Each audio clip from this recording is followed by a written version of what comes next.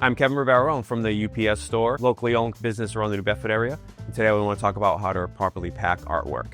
So the first thing we want to do is take the artwork from the customer and we want to measure it. When we measure it, we always go 3 inches out from the frame or the photo itself. That gives us adequate packing around the photo or the frame. The next thing we want to do is determine if it's glass, if it's oil, if it's an oil painting, if it's a glass frame. That's going to determine the pack, what packing materials we're going to use. In this case, it's a glass photo, so we use a parchment paper.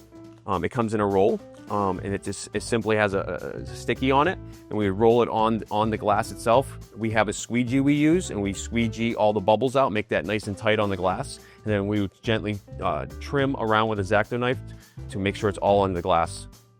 After that, if it's an oil painting, we're going to use a parchment paper. It goes over the oil and it prevents it from running. And then we're going to bag it. And we bag all our artwork, and that's for moisture. We bag it with a clear bag and we tape it to keep all the moisture out. And what we're going to be doing is we're going to be wrapping.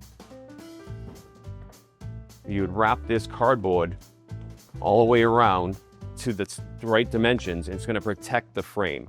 And we want that nice and tight. We would cut it exactly, we leave ourselves about 1 inch on each side, on this side, so that protects on the edge over here. And then what we do afterwards, we run another piece of cardboard over here so it eliminates the photo from sliding back and forth. After we do that, we would grab our bubble. In this case, we would use a 24-inch bubble.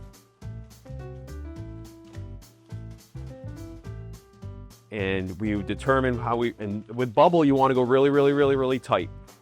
And in this process, I would wrap around another 4 or 5 times, and I would want this to be about 3 inches out from the frame on all sides. You can do 2 techniques. With this one, it's a little shorter, so we don't need 24 inches, so I would cut the bubble to make it shorter and leave about 2 inches of bubble on each side, wrap it around to 2 to 3 inches, because when after you tape it, you'll have your 3 inches of bubble all the way around. We're going to place it in the box we choose, and then we have airbags. That's a fill, and that's going to fill the sides if we have any room.